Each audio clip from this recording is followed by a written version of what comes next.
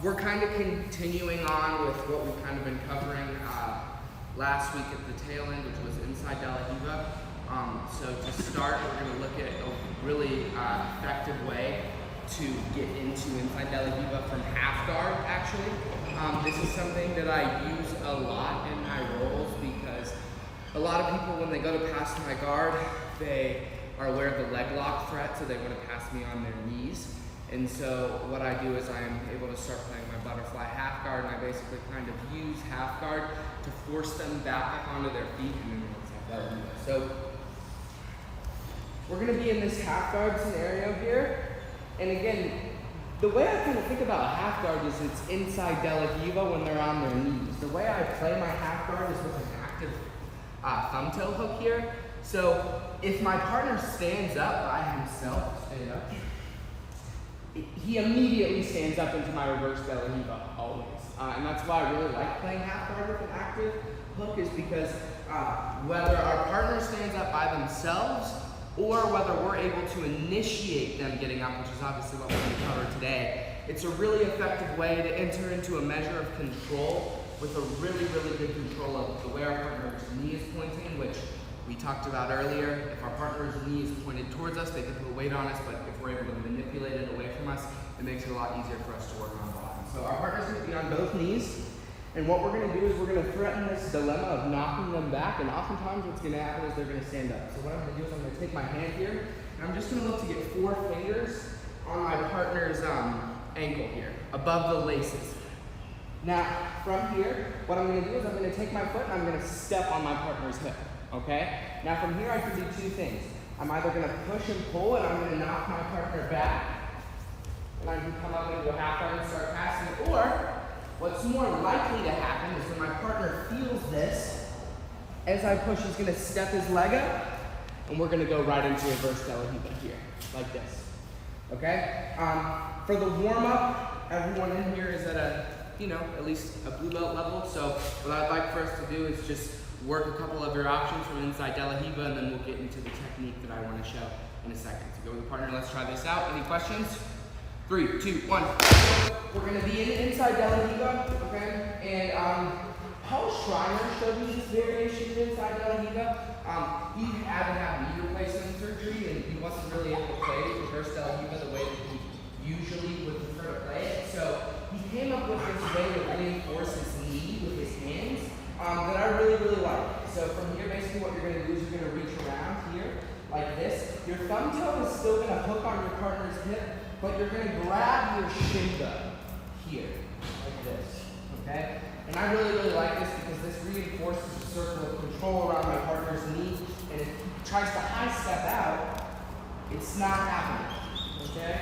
And even if the hook is gone, I'm playing almost like a pseudo underhook inside de la Riva, similar to how you play a scoop de la Riva on the side. So we're going to be here with our hook in and our foot on the hip here. Now, from this position, it's really easy by bringing my arm up and pushing, okay, to start to get my partner's weight onto this foot here, okay? However, what we're going to do from here is, as I bring my foot to the inside, my arm is going to come out and I'm going to push and into the leg here. So one more time. Here. I'm going to start pushing my partner's weight out here. And just pop that leg up. So because my hand is underneath, when I flex my shoulder over like that, it pushes my partner's leg up and it makes it really easy for me to enter. So I'm here. I push my partner's leg over, and then this leg comes off. And I'm able to enter, okay? And I really like this entry because throughout the entire process, I'm able to control which direction my partner's knee is facing. It's a very good attachment, so they're unable to high step out. And because of the way I have my knee reinforced, it's really hard for them to drop their weight and sprawl and damage your knee, which is obviously something that happens. So again, we're here in this inside de la Riva, and again, all I'm doing is I'm pushing and I'm turning on my side. Now this leg comes out and I just kick my leg straight. Right into a Ribiashi, okay? I don't care what you do from here. There's a lot of things that we've worked from these leg lock positions. We can go here, knock our partner down. What we were doing last week is we were going here, knocking back, right? Adjusting. So I don't care what you do after the initial entry itself, but just work some type of sweep or finish of your choice. So again, one more time right here. And again, I really like this because even if I lose the hook itself, I still have a measure of control and I can immediately go into other options.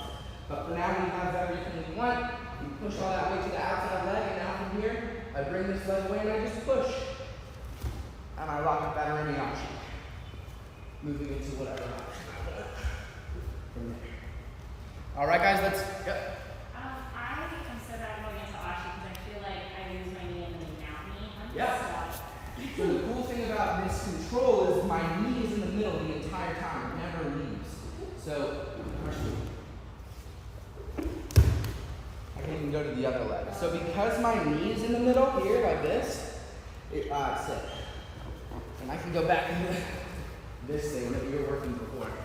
Sweeping right away. So again, because we're controlling which way our partner's knee is facing, they're never able to drop that knee. Otherwise, they're going to do like one attack. I don't even want to do it because I feel like I'm going to blow my knee out. But it's like they're going to put a lot of pressure on the outside of their LCL.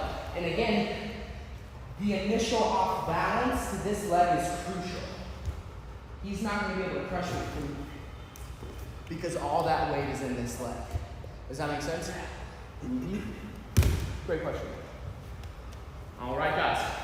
Any other questions on this? All right, let's give it a shot. 3, 2, 1. Everyone come in really quick because I want to go over this detail. Yeah, just one more time. It's the way we're bringing this foot up. So we can't enter Ashi if their foot is on this side. So when we push all the way into this leg, when I make this leg like this, you see how I pushed his foot over? That's the key detail for that pass over. Right? When we're in this position, I push all that weight on the far leg, and now again, I'm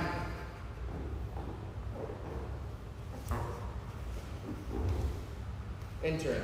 So it's really important that I don't really know, it's like you're throwing a cross is the best way to describe it. You're turning your shoulder over, and as you turn your shoulder over, it dislodges their hip from the Rdlr hook, and it floats their foot to the opposite side of your hip. Yeah, of course.